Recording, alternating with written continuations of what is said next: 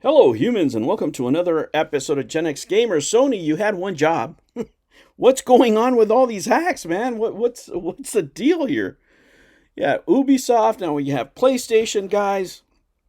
I've heard so many things. People give different opinions. So what I try to do is boil it down. Try to just give a layman's explanation. Right? We're gonna do a deep dive into what it means, and it doesn't mean because a lot of people are being alarmist about this and are jumping into conclusions. So I really want to get a solid base understanding of what this was from a layman's perspective, right? To the everyday user for us that use the console, and that's what I'm here to do for you right now. Because why? Because I'm done. Next thing I have to do is go do the dishes, but I can wait on that. I can wait on that. I'm gonna have my cup of coffee first, and then I'm gonna go do my honeydews. I made a big mess. I cooked something.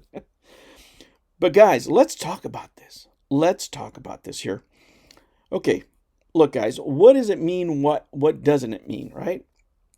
And what I'm going to do is just do a straight up summary of what we know with the PlayStation 5 boot ROM key leak, and why people, in the hacking emulation communities are talking about it right now. People are interested in this stuff, right? So unknown people, unknown parties, of course, because that's how hackers are, unknown. They have released this. They got them from somewhere, right? And these are low level. Okay, let's understand this. These are low level cryptographic keys that are hard coded, I should say, into the console's hardware. These keys are used by the PS5 at the very early stage of startup, or the boot ROM as they call it, to verify and decrypt the official bootloader and firmware. And it's going to get boring, guys. So if you guys are driving, this is a perfect time. Just put it on the background. But we have to talk about some of this stuff so you have a clear understanding of what's going on with this. Now, because they're embedded in the silicon, these keys can't be patched. They can't be changed. They're just there. You can't do it with a software update, for example. Now, having these keys doesn't mean that it's jailbroken, right? That you can jailbreak a PS5. But what it does, it gives hackers a critical piece of the puzzle to start the process, if you will. That people didn't know before. Now, how are these things getting out? Many ways. It's always an inside job from my experience, guys, when I've seen this in industry. It's always somebody that got fired, somebody that's pissed, those kind of things. Somebody wasn't treated well. That's usually what happens. I don't know how these hackers got into it, but they got into it. They could have hacked a computer too, but usually these things are, fairly secure. So it really surprises me that they're out there like this, right? So let's talk about the gravity of this leak, right?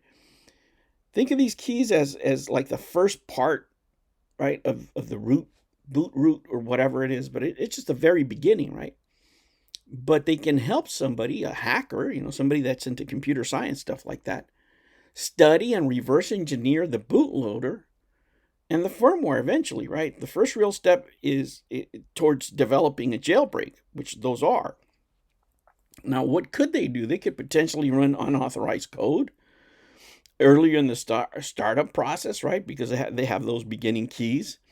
They can eventually make custom firmware or tooling that can load software that Sony never intended to use or approved. I mean, I don't know. Maybe you can run Office. Who knows? You can use this as a computer. But because these keys are embedded in the hardware, Sony can't change them. There's nothing they can do, right? The only theoretical fix you could do for this is, pull the units off the market and reissue new ones. You're not going to do that. Not at this point, right? Maybe change it on the new ones coming out. They probably might do that. If they do that, then the units that we own right now are a lot more valuable because they're the ones that probably going to be jailbroken faster, right? So, what can hackers do with it? Of course, develop permanent jailbreaks, right? With the keys, hackers, they can craft, exploit, that initial boot sequence. They can also develop, like I said, custom firmware, just install their own stuff right from the boot sequence. They can do some homebrew support, running on official applications, utilities, system mods, a lot of hobbyists out there. This is out there now, guys. This is unstoppable. You can't stop this. And of course there's piracy risks. Bad actors could exploit it to run pirated games without authorization. I mean, that's the huge one right there. I mean, if you're already struggling to sell $70 games, those Blu-ray burners are going to become pretty popular again, right? Now, what doesn't it mean, right? What are some of the rumors that you can just, get out of your mind right now? Because we're at a very, initial stage of this. This is what you can't do yet. You don't have a universal plug and play jailbreak yet. It's just too soon. Just because the keys are linked, you can't do that.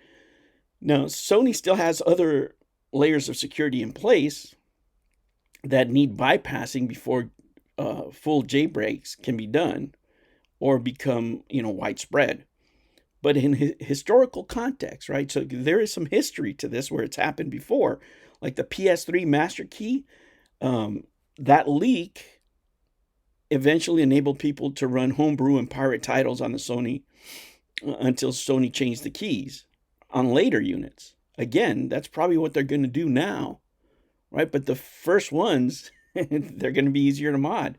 The ones we own right now, right? So there's a second life to our PlayStations probably in the future when the PlayStation 6 comes out. Now, what's the bottom line here, guys? And that's really what we want to talk about. Bottom line, Sony faces, really fundamental security challenges. You have a weak link that it's going to cost you billions of dollars probably, if not millions of dollars. Because if you can run, pirate disc, offline, well, what do you think people are going to do? Because it's in the boot sequence, right? So you could, I could imagine you could develop a disc, like the old, what it reminds me of? The old Sega Dreamcast. Remember, you used to have that boot disc. You could run the disc first, also on the PlayStation, and then switch it out, and then you put your burnt game there. You could probably do something like that on here. I don't know, or run, put a boot disc in there, and then run the games, out of a USB stick, a hard drive. Possible, right? And it doesn't spell immediate chaos for the company, but it will. I figure that this is going to not only do two things. One of them is change the keys on future hardware. Number two, even though they don't want to, it might accelerate the process for developing the PS6 now that those keys are out there. Now, who knows? The ball now is in the hackers community's court. They can do whatever they want. And, we've seen them do fun things. There's deeper explanations that you can find out there, more technical explanations, but this is the gist of it. Guys, I just wanted to give you the layman's perspective, mine. I'm not a computer scientist or anything like this, but, as far as a business, it's very worrisome, and companies have insurance but for this type, when it's an inside job, or if it is an inside job, and that would be my best guess.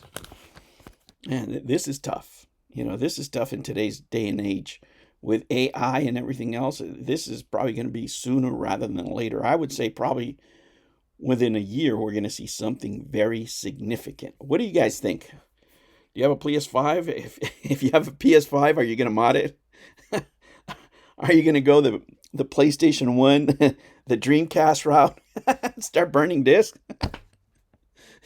Well, if they're all $70, what do you think is going to happen? What do you think the market's going to do? All right, guys, I hope you had a good time with this one. Make sure you like and subscribe. Let me know what you're going to do. Will I buy one of those boot discs? Well, I already have plenty of boot discs for the for the Dreamcast. What do you think I'm going to do?